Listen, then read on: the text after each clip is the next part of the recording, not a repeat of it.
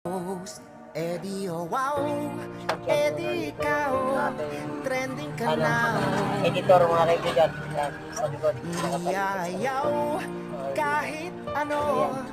kahit So, sabaw. nanginayang siya sa ano natin, na bakit hindi tayo na-monetize, no? So, nanginayang din siya, pati ako. So, hindi ko alam kung paano may babalik natin yung ating subscriber na 1,700 plus, no?